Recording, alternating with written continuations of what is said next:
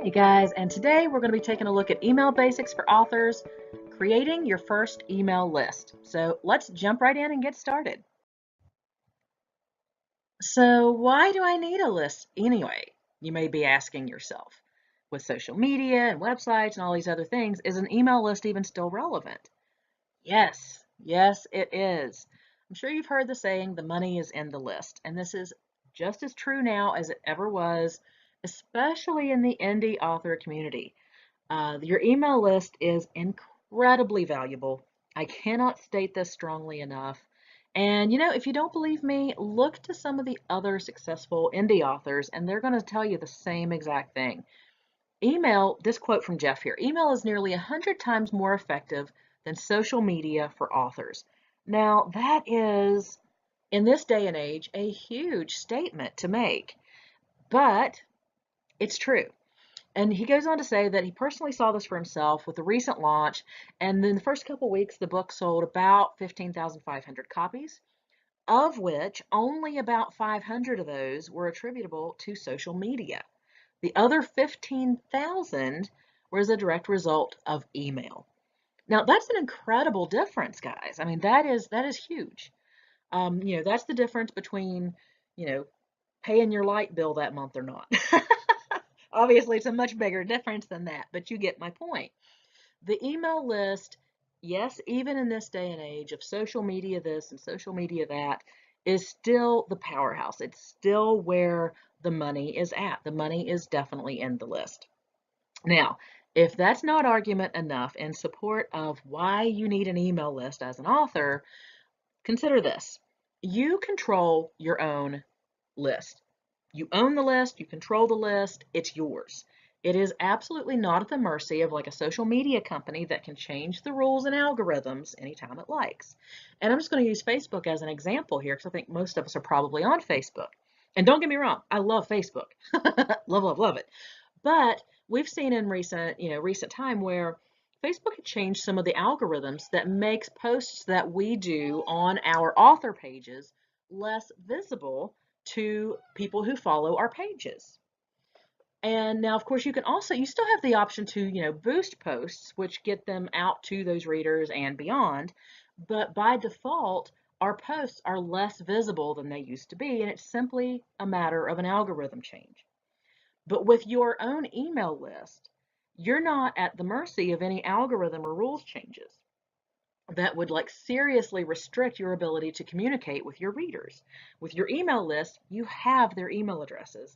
So you always have that ability to be in direct contact with your readers. And that, my friends, is powerful. That is the beauty of an email list. So I don't think I need to try to persuade you any further than that. That should stand on its own for argument of why you need a list. So let's jump in.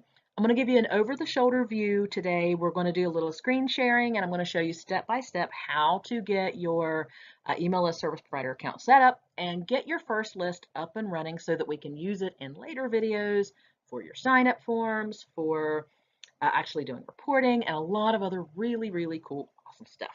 That being said, let's jump in.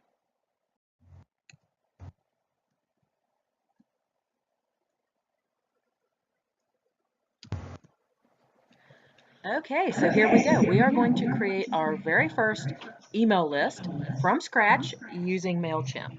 So I signed up a brand new account, and this is a free account.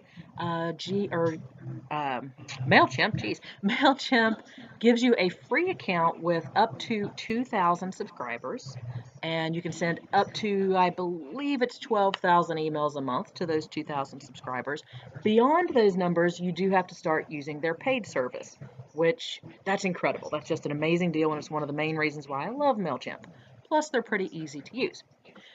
So here we go. I've got my brand new account set up with them. And by default, when you set up a new account, it does create a list as part of that. And it just uses the name that you gave your account. So I've logged in for the first time here, as you can see. And there's really nothing in here because we haven't done anything yet. So the first thing we're going to do is go up to Lists. And you can see that the default list is there. It's created. And it has one subscriber, which is me. So I don't even have anybody in there yet. I'm going to be importing some folks because, like I said, this is just for testing here, so I can show you what we're doing. So the first thing you'll want to do is, if you want to use the list that's already created, if this name works for you and that looks good, great. You can click on this list and we can go into the settings and start working on that. If you want to create a different list for some reason and not use the one that got created by default, all you would do is go up here and click Create List. And it's going to come up and say, hey, wait a minute, are you sure you don't want to just use tags? Tags are something completely different. If you're creating a brand new list, then you want to create, obviously, a brand new list. So you would just click there and then walk through exactly what the screens it's asking you for. So we're not going to do that because we're just going to use the default list that it created for us. So we're going to click on that list. And you can see it's got my little default single me user in there. The first thing we're going to do, though, is we're going to go into our settings and we're going to look at our list names and defaults. Okay, the list name is perfectly fine. It makes sense to me, and people will be able to see that list name when they are like confirming. So you want it to be something that looks nice, not something like this. I mean, it gives you that example there. So my list name is fine. When you go down here, you can actually enable or disable these. By default, these are not enabled. I always use the reCAPTCHA because I cannot stand spam bots. They drive me up the wall. And because we're authors, we are affected by GDPR. So if you're not familiar with GDPR, that is a little outside of the scope of this particular video. I do recommend that you go look that up if you're not familiar with it, though. But just for our purposes here, go ahead and enable GDPR. That way it makes those fields available to you when you're creating your sign-up forms. Double opt-in, completely optional. I tend not to use it. But again, it's a personal preference. Basically, this says, okay, they have to opt in, and then they get an email saying, are you sure you want to opt in? And they have to kind of opt in again, hence why it's called double opt-in. I don't tend to use that. And then if you scroll down here, this just goes into the defaults that we're going to be using for this particular list and for the campaigns that we create in this list. Now, the from name, you could put anything there. Your author pen name, a business name, like I could put Authors Mojo there instead of just Stacy. However, I like things to look a little bit more personal, so I might even do something like this. Stacy at Authors Mojo. My default email address is in there. I can go ahead and create a default email subject. I don't really do this because you're going to be typing your email subject in the campaigns when you're creating your campaign emails to send out anyway. I do use the final welcome email, so I always make sure that's checked. And we'll be going into how to set up some of those default emails, welcome emails, in one of the later videos. So it's outside of the scope of this one today, but you definitely want to just go ahead, if you're going to use those, go ahead and make sure it's checked here. And the other thing to keep in mind is any of these settings, you can always come back in and change these. Okay, so if you forget to check something now, or if you check something and then decide later you don't want it, you can always come back in here and change these. It's not going to affect the subscribers you have on your list. Okay. Now, similar to the final welcome email, you can also do the unsubscribe confirmations.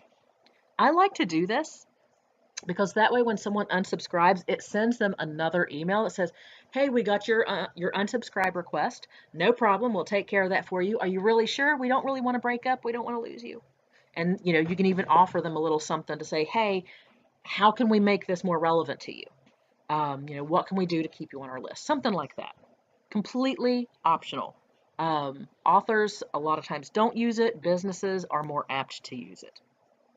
And then down here, you've got your notification offer or options. This is how you get notified when subscribers join your list or leave your list. Now, this particular list has one person on it, which is me. However, this list is going to be growing pretty quickly, is my intent. So I do not want to get one-by-one notifications because it's going to send me an email for every single notification, which I don't want. Because after the list does get busy, I don't want my inbox being filled up with notifications. So I do at the end of the day summary. Just pop the email address in there that you want. You can even, if you notice here, do extra email addresses. So like you might want it to come to 2 or 3 different email addresses. Especially helpful if you've got more than one email address that you check, some maybe one you check on your phone, one you don't. It's also very helpful if you're using like a virtual assistant or a personal assistant as an author. They might want to see this activity. You may have worked something like that out with them. Anyway, you can put more than one email address in there if you want to.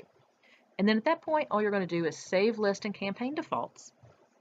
It's going to say, ta-da, successfully saved. Or it may come up if you're telling it with the GDPR options the first time. It may come up with a notice that says, hey, your GDPR is enabled for this list. You can access that through your form builders. Either one of those messages is fine. And there we go. We've set the basic defaults for our brand new list, and we are ready to actually start using it. Now, one thing I do want to go ahead and show you as part of this video is making sure you're gathering the information that you want to gather. For example, if you go back into your settings, and this time we're going to go into list fields and merge tags, okay? And basically this is just showing us what information we're gathering. So by default, email address is a given, obviously, that's required. You cannot undo that because it's an email list. And this one is first name and last name. Now, as an author, I don't ask people for their last name because the more information you ask someone to give you, the less likely they are to actually give it to you. So I only do first name and email address for my author lists, and I have a few different pen names, so I have different lists for those different pen names. Now, this one is going to be for a business, my Author's Mojo business. So for that, I may want to get a last name. Completely optional. You can also there's some other things down here you can ask for. I do not recommend asking for any of those as an author. So just uncheck the ones that you don't want that are checked. Now, first name, I do like to make that required. So I just put a check mark in the required. So the email address and the first name are required. And even though, now this one's a business, so I am going to go ahead and ask for last name. But last name is visible, but it's not required. So they could leave that blank if they wanted to. Okay. And then you can even go down here and add additional custom fields if you like. Like, I will probably come back in and do that for this because it's a business, not just for my author account. But for your author account, you don't really need to do that. Really, it's just first name, email address, and you're done. So make sure you've got your form fields the way you want them, and then just say save changes. And then that way, these fields are going to be used and available in your list. And the first name is important because you want to be able to personalize the emails that you're sending out to your subscribers. Making them feel like you are writing an email to them and making it feel very personal and direct is way more likely to get their attention and hold their attention for the length of time it takes to read it than something that says, hey, generic user, buy this book. I mean, if you are trying to give value to your subscribers, which you should be trying to do that is the entire point here. You want to make it feel like you're speaking directly to them. And as a writer, you get that. I don't need to harp on that issue. But that is a way to do that, to make sure you have their first name. That way, when you're sending out your campaigns and even your automated emails later, you can include their first name by default. So instead of saying, Dear Reader, it would say, Dear Stacy, or whatever the name is. So anyway, just make sure you've got your fields the way you want them and save that, and then you are done. You can add contacts manually if you like, or import them if you have a list in Excel, which is something we can do in a later video. And also in a later video, we're going to start going in and looking at the initial welcome email, the goodbye email, and how to start setting up different sign-up forms. So I will see you when we start doing that. So, hey, Stace, thanks. This was super helpful. Okay, guys, I had to do it, right? It's becoming a theme with our videos here. So as you know, I'll be presenting more mini masterclasses such as this one here on my Ko-fi page. And I really hope that this is helpful to you. I'm planning on going ahead and doing an entire series on email lists from the very basic topics and intro topics like this one, all the way through advanced topics like segmentation, which we've already started that series as well.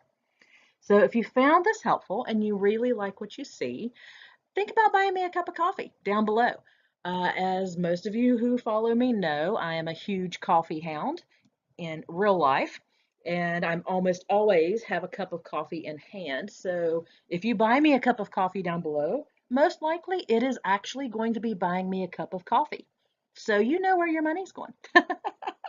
And if you would like to even more, um, as you probably have already heard from my other videos, I am an author coach with Author Boss Academy.